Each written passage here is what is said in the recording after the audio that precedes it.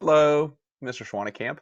We are doing 7.4 today. We are adding rational expressions. And if you did that last section where we multiplied rational expressions, you were like, this is easy. I got this all day long. 7.4 is a little bit tougher. All right, so we're going to break this down into two videos, both of them fairly lengthy. So where the last section was really easy, we make up for it here for the next couple sections. I would say this is probably the hardest section in the chapter. If you get it, you're going to be good to go, and it might take you a little bit of time. First half's easy, second backside of the paper's hard. Same thing when we do the second video. Pay attention, ask questions if you have them. I will gladly answer them for you. Let's do it. We are adding fractions, and you remember adding fractions. The rules are the same that you had back in 6th grade. If I want to add 1/2 plus 3/4, I cannot add that together. This is not 4/6. That's bad. Okay, don't do that. 1/2 plus 3/4, I cannot add these. In order to add fractions, you need to have common denominators. And so we look at this thing and we say, all right, we got to multiply this by 2 and this by 2. Because if I do that, I have 4 on bottom of both. This is still 3. That's 2. I get 5/4. Boom, I do that. Not too bad. What if we looked at this one? What if I had 1/3, 1/2 plus 2/3?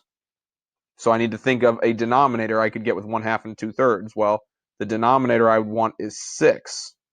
I would have to multiply this fraction on top and bottom by 3. So if I do that, I get 3/6.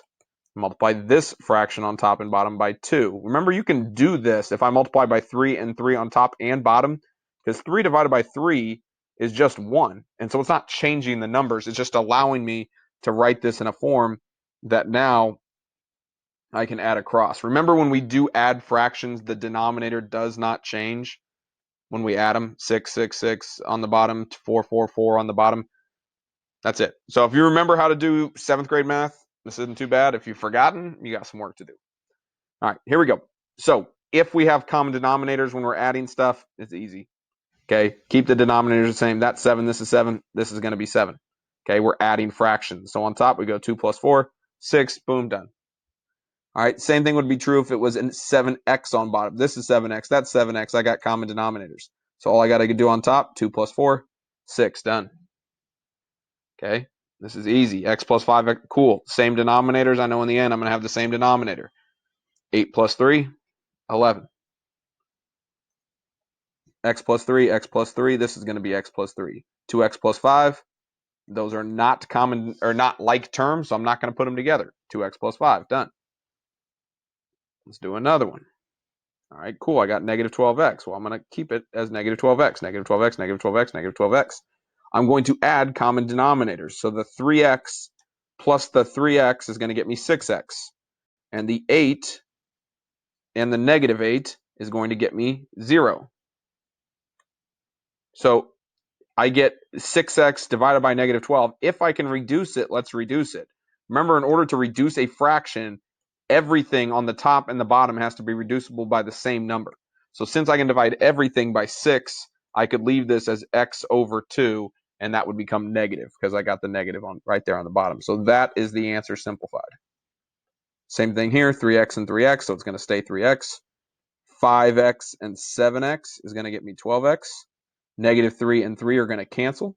So 12x divided by 3x, since I can divide everything by 3x, 12 divided by 3 is 4. X divided by x is 1. The answer to that problem is just 4. Remember how to simplify. Let's do one last one. X minus 2, x minus 2. So x minus 2. 3x plus 2x is 5x. Negative 11 plus 1 is negative 10. At first glance, you might not think I could simplify, but don't forget about GCFs. Is there anything that both 5x and negative 2 have in common? Well, yeah, I could divide them both by 5. And normally it doesn't matter, but here it's going to. Because if I divide by 5, I'm going to be left with x minus 2. So by factoring that 5 out, by dividing both parts by 5 and writing it in front, now I've got an x minus 2 on top and bottom that are going to cancel. The answer to this question is just 5 when I add those two things together. A little bit funky, but we just followed our normal rules. So common denominators, easy. Uncommon denominators, going to have some more rules, okay? First thing I'd always do is if you can factor, we're always going to factor any of these problems, okay? So make sure you're factoring. Make your denominators match. Whatever you do to the bottom, you got to do to the top. Then you got to multiply and distribute and FOIL, combine like terms, and then simplify. Those are our steps here. It'll make a little bit more sense as we go, but let's see it. All right, so no factoring on this first one. We are going to make the denominators match. So right now it's 3x and 6x. They do not have the same denominator. This is the smaller of the two denominators. Is there something I could multiply this one by to get me 6x? And hopefully you recognize that I could multiply that by 2. If I multiply that bottom by 2, it's going to get me 6x here. I've already got 6x there, so when I add them together, it's going to get me 6x for my answer. But if I multiply the bottom of this fraction by 2, I got to multiply the top by 2 as well, because 2 divided by 2 is just 1. So on top, I'm going to have 14 plus 5. There's a new problem. I've got common denominators. Now I'm just going to add 14 plus 5. That's 19. Done. 19 and 6x. I can't divide everything by some number. I'm good there. Just 19 over 6x.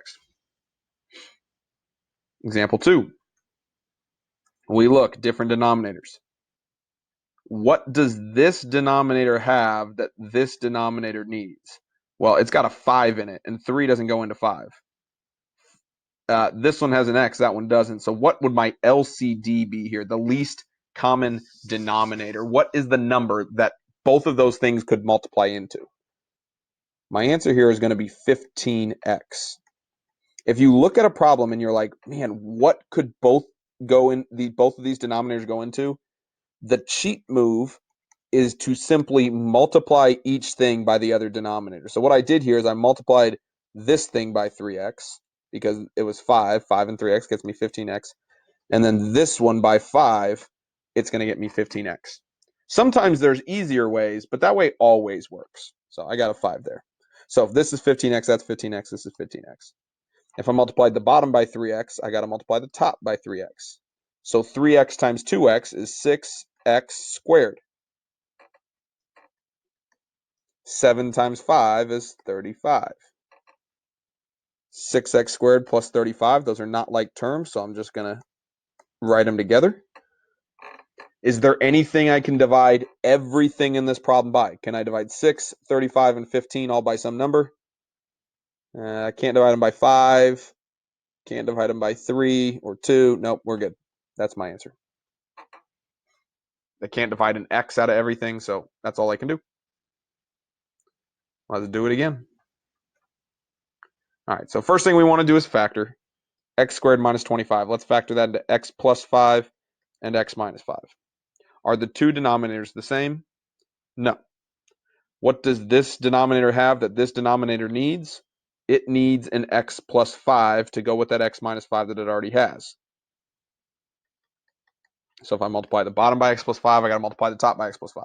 So my new common denominator is x plus 5, x minus 5. And I'm going to add to that a fraction that has a denominator of x plus 5 and x minus 5. And when I add them together, what's my answer going to be? X plus 5 and x minus 5. On top, this one stays the same. This one, I got to do a little distributing. So 6x plus 30. And now we're ready to add. So now that we've done all of that, we're just going to add them together. So I'm going to add like terms. So I got a 2x right there and a 6x right there. So that's going to be 8x. 3 and a 30 is going to get me 33.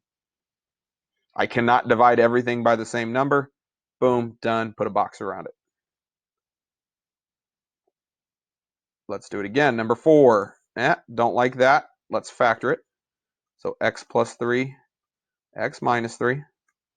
Not the same denominators. This one's got both x plus 3 and x minus 3. This one's just got an x plus 3. So what do I need to do? I need to multiply the top and the bottom by x minus 3. That way my denominators match. So my new denominator, x plus 3, x minus 3, plus x plus 3, x minus 3, equals x plus 3, x minus 3. Did common denominator stay common?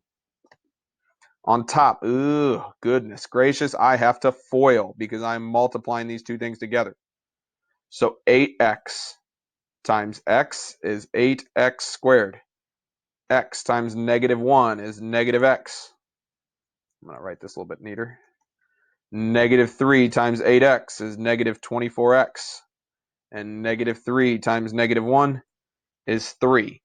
I could combine this. I could do this over to the side and make that a nice and neat negative 25x. But I'm going to end up having to combine numerators here in a second. So I just am not going to do that right this second. All right. That one didn't change. It's just 5x. So what am I going to end up with? Well, I got this 8x squared right here.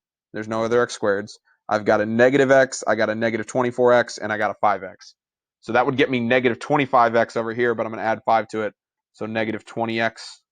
And then I've got that plus 3 at the end. The top does not factor here. I'm smart enough to know that. And nothing is going to cancel. So that is my final answer. 2 more. Yep, 2 more and we're done. Not the most fun lesson in the world, but it's pretty repetitive again. Hopefully you can see it. We're adding fractions. In order to add fractions, we need common denominators. This one's got an x plus 3. This one doesn't. And so what I need to do here is I need to multiply the top and the bottom by x plus 3. This one's got an x minus 4, and this one doesn't. So I'm going to multiply the top and the bottom by x minus 4. We have to get common denominators, and simply by multiplying the other one by the other one's denominator is going to set us up for success. So x minus 4, x plus 3, plus x minus 4, x plus 3, equals x minus 4, x plus 3. Copy and paste would be really nice in this case. Here we go. Let's look at it. We're going to distribute this guy in. So 5x minus 20. Distribute this guy in. 2x plus 6. Now we can add these two things together.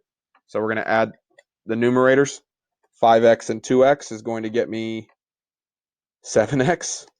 And negative 20 plus 6 is negative 14. Now I would be careful here on the top because I can technically factor that. Since both 7 and 14, I could take a 7 out.